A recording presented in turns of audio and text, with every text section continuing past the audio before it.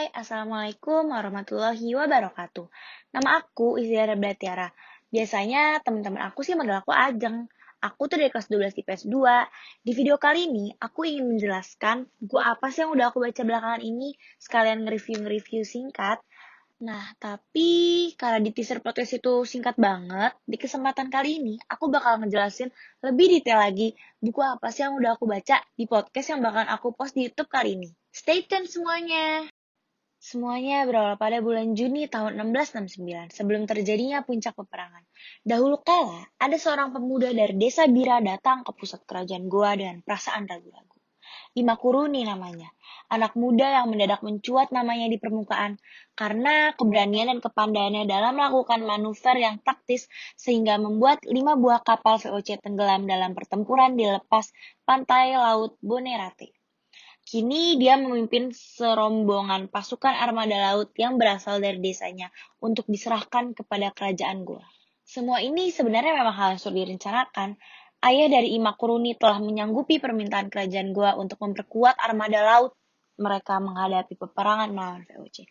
Kerajaan memesan 20 buah kapal perang yang direncanakan akan selesai dalam waktu 6 bulan. Namun, kapal-kapal yang dibawa oleh Imakuruni hanya berjumlah 12 buah. Fakta yang membuat pemuda asal Bira ini sedikit gusar sepanjang perjalanannya ke pangkalan Galesong, yaitu kekurangan itu pun sesungguhnya disebabkan oleh beberapa hal. Yang pertama, itu karena persoalan waktu maupun karena tidak adanya suplai kayu yang seharusnya dikirimkan oleh kerajaan Buton yang mengikar menjadi sekutu VOC. Imakuruni juga menakodai kapal Galek Karenta. Mendekati Galesong, orang-orang pada berlarian keluar. Ada yang menyaksikan pemandangan itu dari depan rumah, tetapi tidak sedikit juga yang berbondong-bondong untuk melihatnya melalui pangkalan. Nah, dari sudut pandang orang lain, para anak buah kapal menyempatkan diri untuk rebahan setelah kapal lego jangkar di perairan Sanro Bengek. Nah, gak jauh dari pangkalan Galesong, mereka belum mendapatkan izin sebenarnya untuk bersandar di Galesong. Beberapa lama kapal-kapal istirahat, 3 buah kapal kecil atau bisa disebut lepa-lepa yang dipimpin oleh Karaeng Gasing datang menghampiri kapal Galek Karenta yang telah disambut oleh Imakuruni. Walaupun mereka dua sama-sama bangsawan yang posisinya tidak saling berjarak satu sama lain, namun Imakuruni tuh begitu segan sama orang yang dihadapinya, mengingat Karaeng Gasing ini tuh kerabat dekat dari Sultan Hasanuddin. Di sisi lain, Karaeng Gasing tidak kalah takjub ketika bertemu dengan Imakuruni, seorang yang telah memimpin peperangan di Bonerate yang berujung pada tenggelamnya 5 kapal VOC. Nah, setelah Imakuruni berdialog di atas kapal Galek Karenta, 18 kapal yang dibawa oleh Imakuruni ini kemudian diizinkan berlabuh ke pangkalan Galesong, sebuah pangkalan monumental kebanggaan kerajaan Goa. Nah, di pangkalan ini Imakuruni juga bertemu dengan panglima perang kerajaan Goa yang masyhur dengan keberaniannya. Baik itu apabila bertemu dengan kawan maupun lawan. Intan Riyawa, Daeng Ryujung, Karaeng Bonto Marano. Karaeng Intang kemudian mencoba melakukan sebuah introduksi. Inilah Bandar Somba Opu, Maku.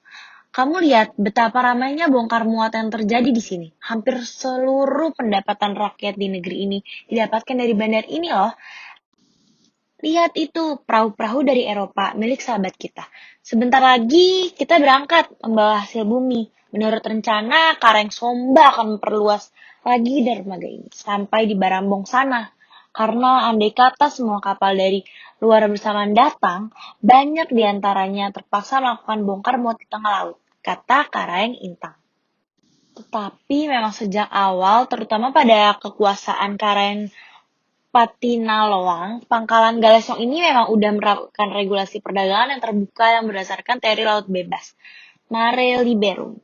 Itulah alasan kenapa pedagang-pedagang dari luar negeri seperti Swedia, Prancis, Denmark, dan Belgia datang untuk bermitra di pangkalan ini. Kecuali itu, VOC datang dengan prinsip monopoli dagangan. Barang tentu hal itu mendapat perlawanan dan penolakan mentah-mentah dari kerajaan Goa.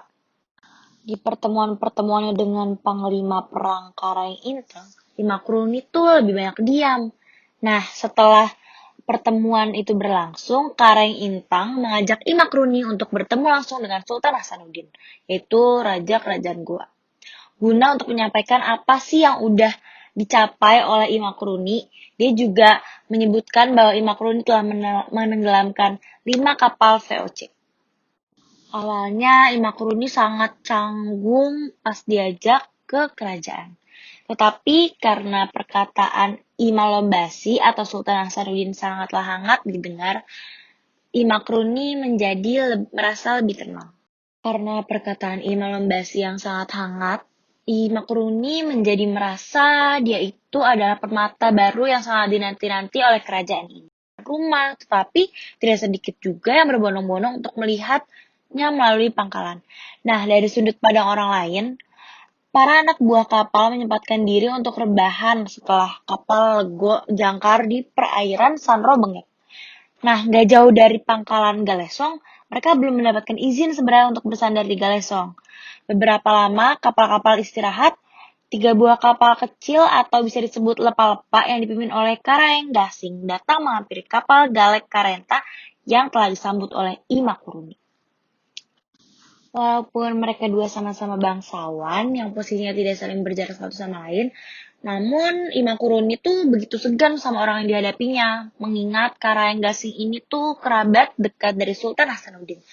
Di sisi lain, Karaeng Gasing tidak kalah takjub ketika bertemu dengan I Makruni, seorang yang telah memimpin peperangan di Bonerate yang berujung pada tenggelamnya 5 kapal VOC.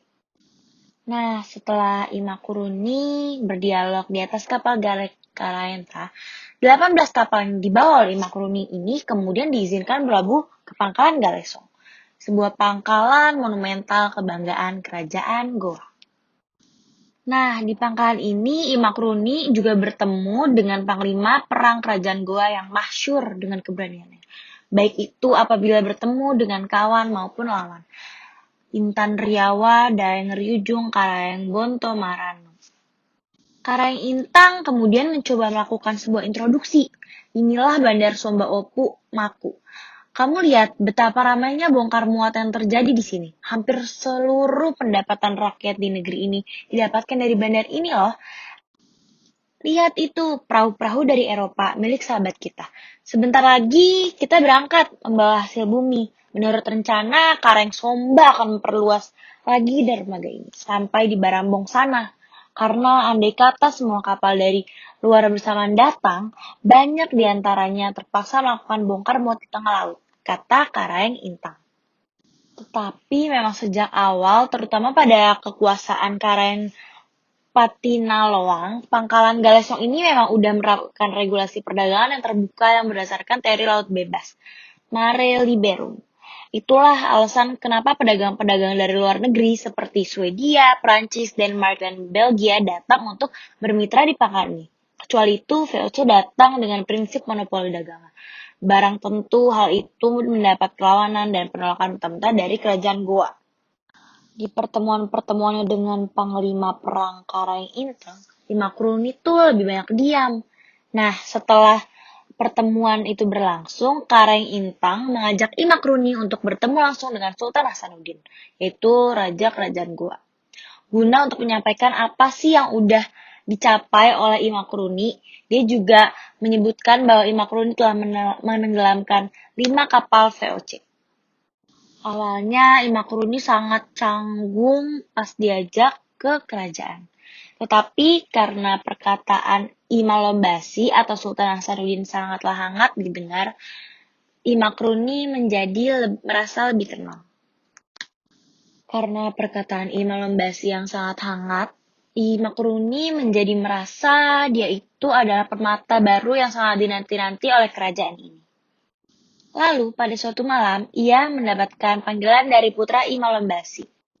Karaeng Isong atau I Mapasosong Dayang Mangewai Karaeng Bisei mengajaknya untuk berkonsilasi membicarakan tentang rencana penyerangan pasukan VOC berikutnya di perairan Masalembo.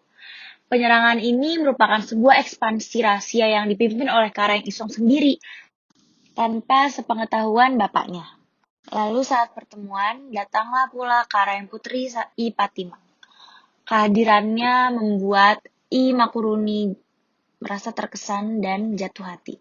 Di pihak lain, Karang Putri juga sebenarnya menafikan apa yang telah dirasakannya, karena karisma I Makruni dan penampilannya yang sangat flamboyan, serta sikapnya mencerminkan orang pintar dan tata krama yang bagus. Karang Putri sangatlah khawatir dengan ekspansi rahasia yang akan dilakukan Imakruni dan kakaknya. Singkatnya, dia berada di dalam situasi di mana dia sedang merasa jatuh cinta namun penuh dengan rasa khawatiran yang sangatlah kompleks.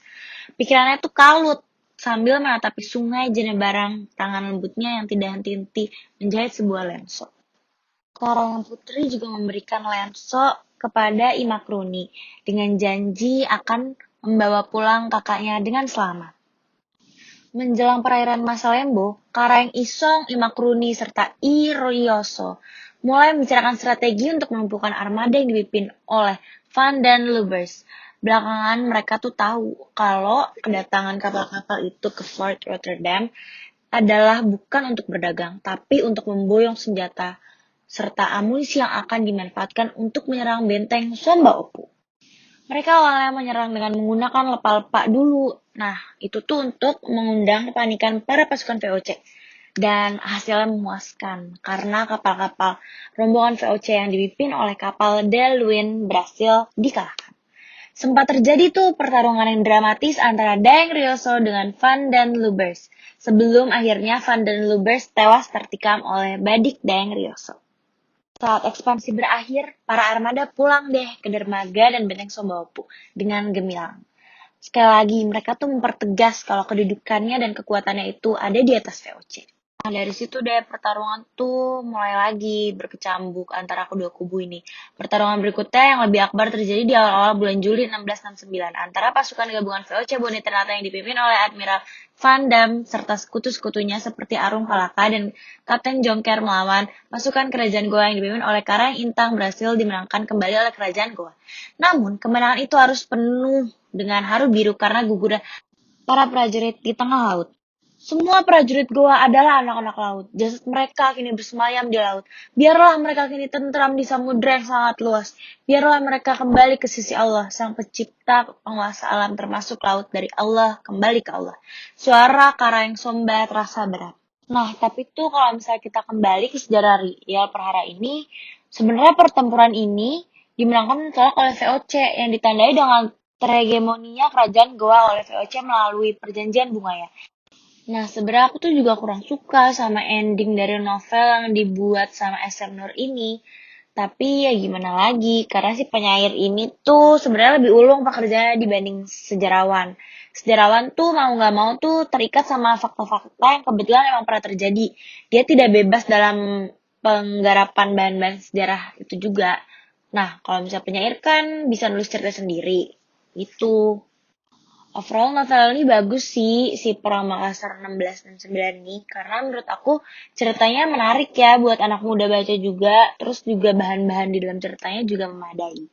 Nah itu dia teman-teman, review singkat tetapi tetap mendetail tentang novel yang aku baca yang berjudul Peperangan Makassar.